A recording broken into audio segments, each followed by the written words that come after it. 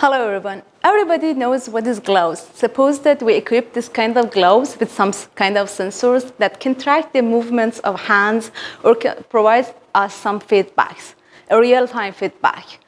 It's amazing because when you hand something or you're doing something with your hand, with the help of this kind of gloves, it can give you information about the shape, the dimension, or the quality of process that you are doing.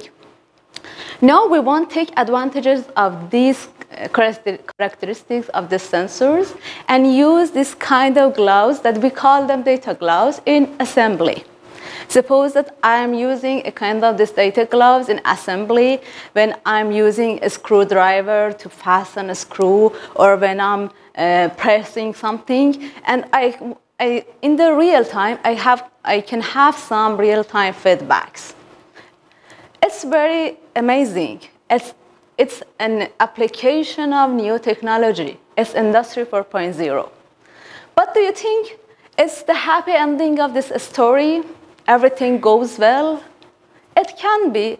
It can be if we consider some kind of risk when we use this kind of technology. We studied the use of data gloves in manufacturing. And to the best of knowledge, up to this stage, the number of studies that has considered the occupational health and safety and operational risk of the use of data gloves in assembly and in manufacturing is very, very limited. So we study data gloves to have a good answer for this question.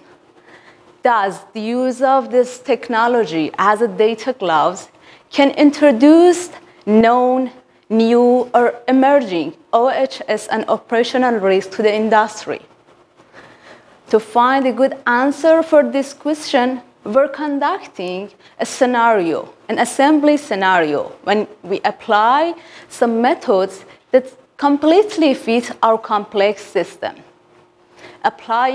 Conducting this scenario, eventually we can assess the risk and we can mitigate or prevent them. Totally, I can say identifying, evaluating, and then mitigating or preventing OHS and operational risk of the use of this emerging technology is imperative for the safe deployment of new technology in the context of the Industry 4.0. Hopefully, we can make a good, happy ending for our story. Thank you.